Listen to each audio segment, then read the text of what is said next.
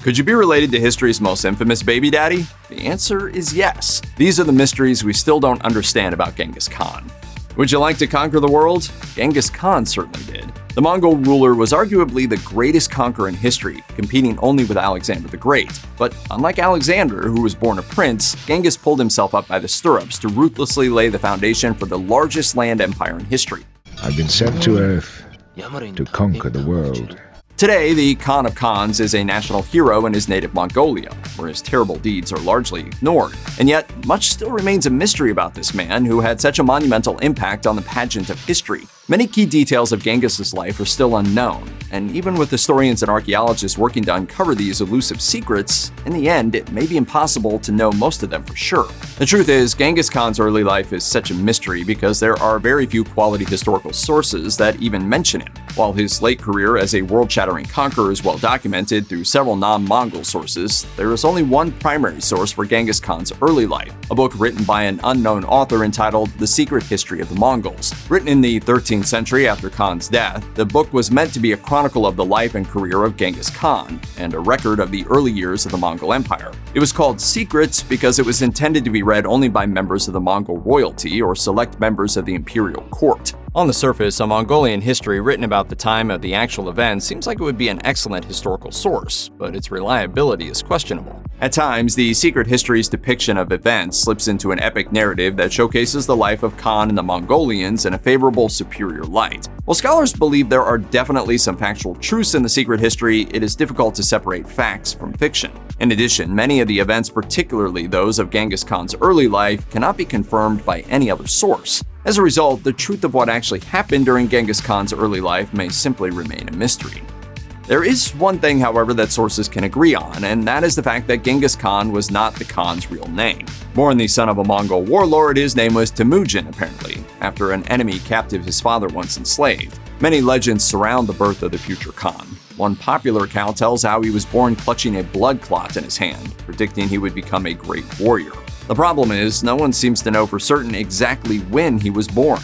Sources provide three possible dates for Genghis Khan's birth, ranging from 1155, 1162, and 1167. Of course, this has sparked much debate over the actual year of the Khan's birth, but generally historians lean toward either 1162 or 1167. Modern Mongolia chose to use the 1162 date as the official year, proclaiming 2002 as the 840th birthday of the conqueror. Of course, they hedged their bets by stating officially that, at present, it is impossible to be certain. 1162 is as good as any.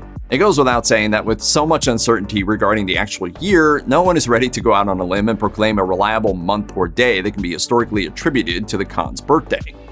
While there is no clear information regarding the birth date of Genghis Khan, what is equally frustrating is the fact that no solid evidence exists that points to where he was actually born. The secret history places Temujin's birthplace somewhere along the Onon River, in a location called the Dulun Bulldog. This translates to Spleen Hillock, which seems pretty straightforward, except there is not one Spleen Hillock, but two. One of these locations is in Khenty province in Mongolia, but the other is located near where a town called Binder used to sit before it was relocated by the communist government. The second location is sometimes favored because in Temujin's time it would have been situated closer to the river, and the secret history mentions he enjoyed playing there as a boy. The weakest died. If the climate didn't get you, your neighbors would. It's likely this mystery will never be resolved to everyone's satisfaction because Temujin was part of a nomadic people with few permanent settlements. Even though tribes had territories, the exact places and where people lived can be difficult to pin down due to the frequency of migration. Today, the likeness of Genghis Khan is featured prominently on the currency of modern Mongolia, but if the great Khan were alive today, there is no doubt he would have strong objections to current Mongolian currency practices. According to historical accounts, while Genghis ruled, he forbade anyone to make an image of him, not even on a coin. Only a single description of the Khan exists, provided by a Persian historian who claimed Genghis Khan had red hair and green eyes. It must be pointed out, however, that this historian was writing over 20 years after the great Khan's death and probably would never have seen him firsthand. Of course, this has led some historians to speculate that the Khan may have had a mixed racial background, which is not impossible since Mongols were ethnically diverse. So unless a primary account is found, it is likely Genghis Khan's physical appearance will continue to remain a mystery.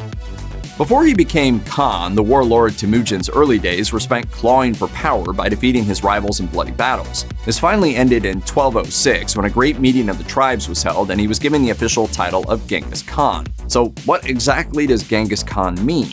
The word Khan is a title that means a ruler among the nomadic peoples of Asia. The meaning of Genghis is more difficult to pin down, however. The closest approximation is the actual Mongolian name, Genghis. Many historians believe the use of Genghis became more widely adopted because Middle Eastern scholars who wrote about the Mongols lacked a CH sound in their language. Either way, Genghis or Chinggis is taken to mean either oceanic or universal. There is some debate as to whether a more appropriate meaning of the word is actually fierce, but most historians seem to accept the title to mean oceanic or universal ruler, though no one can be exactly sure. Ghengis Khan was prolific.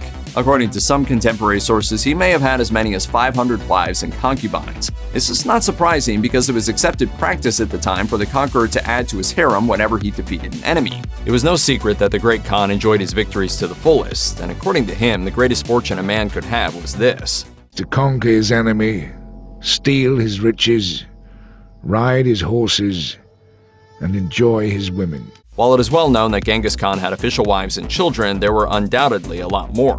But how many?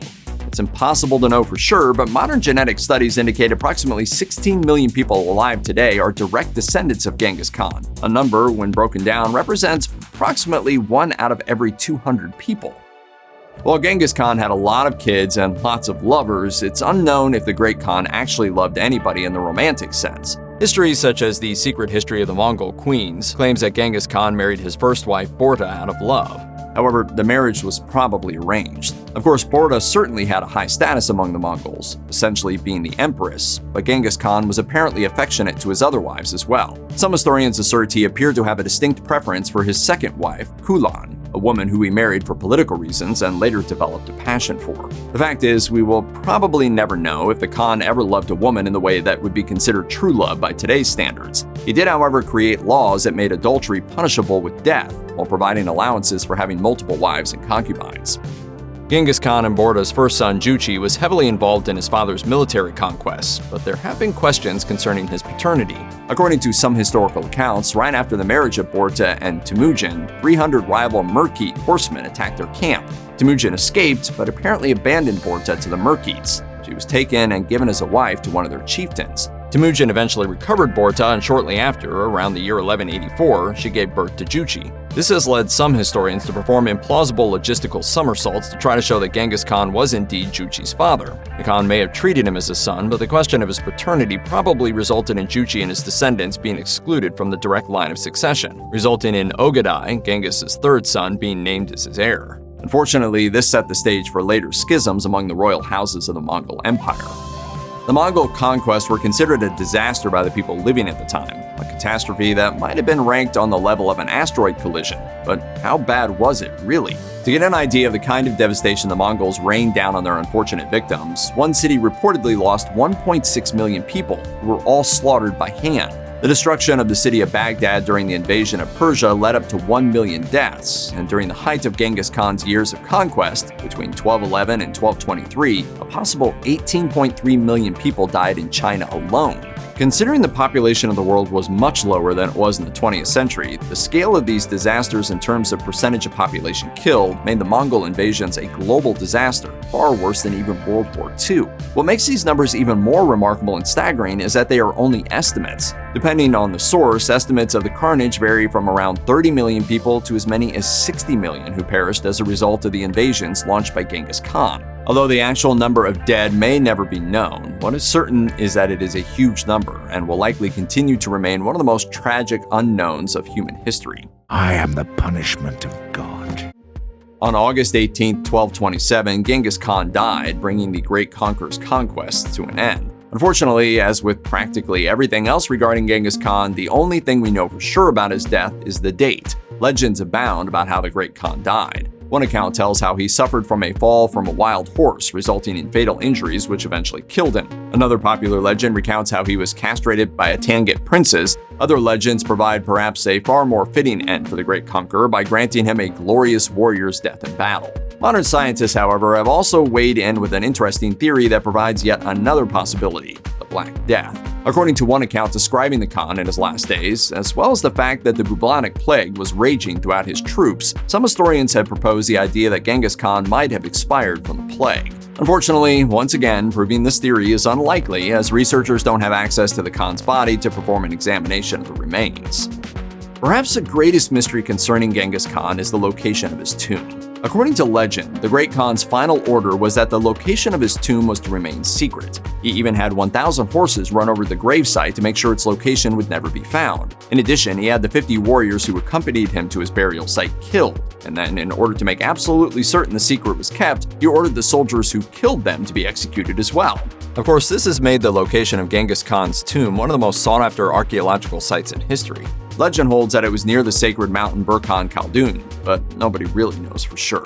Scientists have even tried to use satellite imagery to find the tomb, but it seems modern Mongolian sentiment is to let it remain hidden, since that's what the Great Khan wanted. As one of the top 10 richest people in history, it seems reasonable to assume the tomb of Genghis Khan would contain enough treasure to make Tutankhamun look like a pauper. But ironically, one of the few things we know about Genghis Khan is that he used his wealth to build his power while he was still alive. Using the practice of handing out treasure, he forged alliances and purchased loyalty, so even if the Great Khan's tomb is ever discovered someday, there is a very good chance it may contain nothing but dust. Soon I will know death, but I will never know my destiny.